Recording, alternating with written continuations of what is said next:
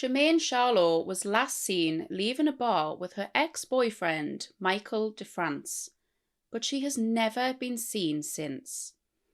Let's explore what happened that fateful night.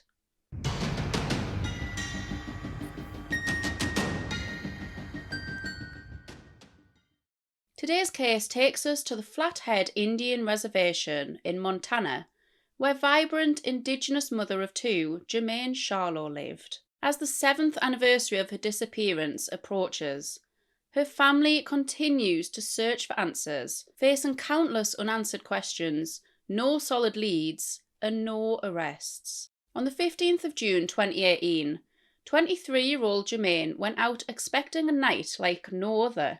She visited 3 bars or restaurants, including the Dark Horse, the Golden Rose, and the Badlander. But during the early hours of the 16th of June, she could be seen socialising with several people outside the Badlander. Jermain was being her usual outgoing self, and she just loved to be around people. The bartender from the Badlander observed Jermain dancing, playing pool, and just generally having a good time, while Michael seemed more focused on her. He also recalls that they both seemed sober that night. Shortly after, she was captured leaving the alley by the Badlander with her ex-boyfriend, Michael DeFrance, and has not been seen since. Michael DeFrance, the father of her 2 sons, Jacob and Thomas, had a tumultuous history with her. 5 years prior to Jermain's disappearance, in April 2013, Michael was arrested and convicted for partner or family member abuse. Jermain told police he had pinned her against the hood of a van and hit her 4 times in the face or head before throwing her to the ground and spitting on her. This was actually his 2nd conviction of domestic violence, but I believe this incident may have been Jermain's first report of his violence. He was ordered to pay a fine, spend a day in jail, forfeit firearms, and complete 40 hours of a domestic violence treatment programme. 2 more incidents were then reported in 2014, one for an assault on Jermain's aunt and another when he broke Jermain's phone, but was charged for neither. But the abuse and assaults only increased in the year leading up to her disappearance. Jermain was always very active on Facebook, where she became increasingly vocal about her struggles with Michael, sharing horrifying experiences of his abuse, including threats and physical assaults. She'd shared that he would pressure her to stay with him, or he would take their kids, and on another occasion, Jermain refused a kiss from him, resulting in him throwing her against a pull-up bar and choking her. After attending a concert together, Jermain reported Michael to police after he pushed her out of a moving vehicle on Interstate 90, for which he was arrested, but these charges were dropped for unknown reasons. Michael too would post snippets of their toxic situation on Facebook, sharing threats of finding his kids a new mum. The two finally split up in 2017, which led to a custody battle over the kids. Michael was granted residential custody, with Jermain allowed visitation Monday to Friday and every other weekend. She was also ordered to pay $800 in child support, which is considered higher than reasonable given her income at the time. Michael then proposed to another woman later that year, for which Jermain shared her congratulations on Facebook. The chaos seemingly died down, with Jermain finding herself a new job as a bartender at the Big River Cantina in Dixon, and also a new relationship. She met Jacob online and she changed her status on Facebook to in a relationship. Tragically, this would be her final post before her disappearance, only a week later.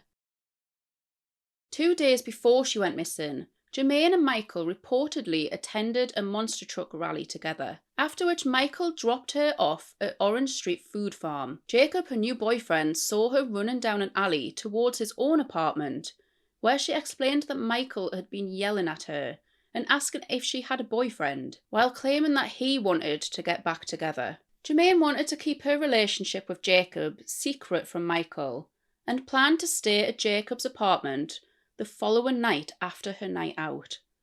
At the time, Jacob would be away in another state.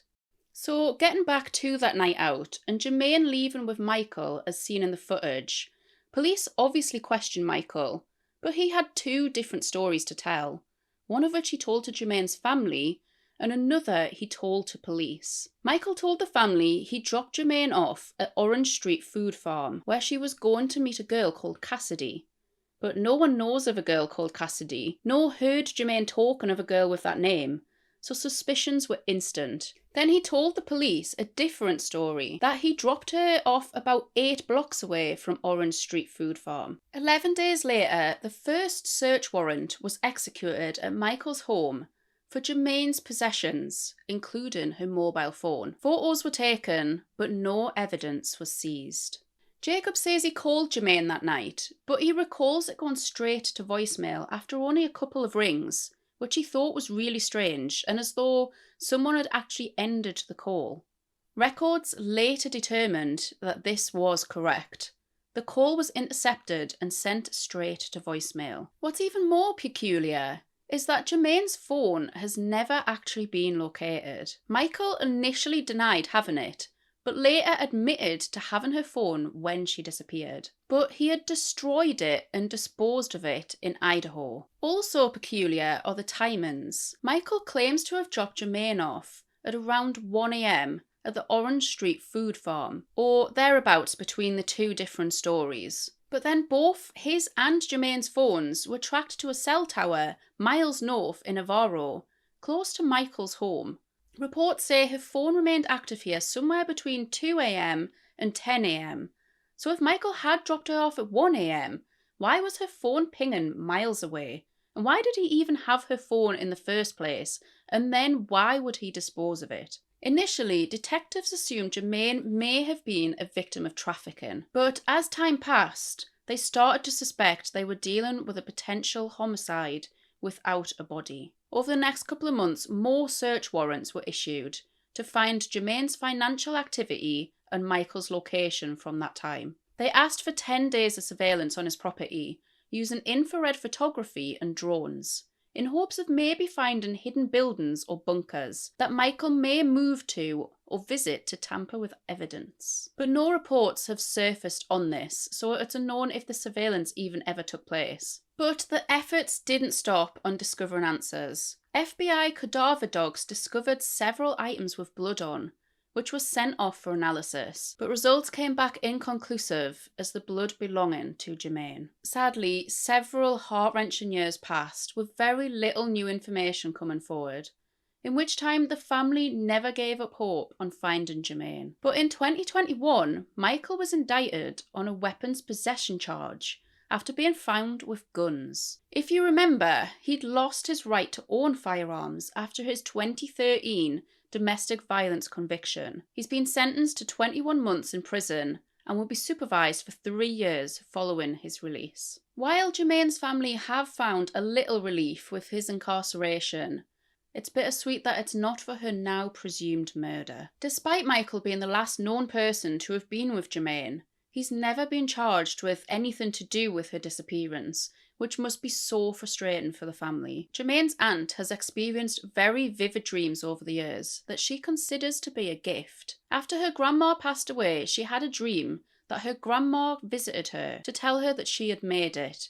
And the same again happened after her grandpa passed away. She's since had a dream that Jermain told her she's found grandma and grandpa and that she is doing just fine. In her dream, her aunt asked Jermain where her body is, to which she replied in Navarro, which is where Michael lived and where her phone last pinged.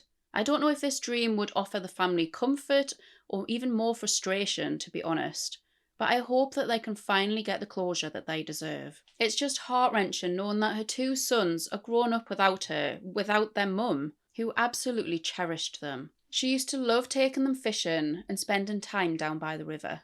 Unfortunately, Jermain's case isn't isolated. Thousands of Indigenous women and girls go missing every year in the United States. But so many cases go untold and remain unsolved. Let's hope that Jermain's case will defy this tragic trend, bringing the family the answers that they so desperately seek. This case is very much still ongoing, so if you think you might have any information on Jermain's case, please find all of the contact details down in the description and I'll also pin it in the comments. I think there'll be a general agreement in what people believe happened to Jermain that night. Or should I say, who is potentially to blame? So let me know down in the comments what you think happened to Jermain that night.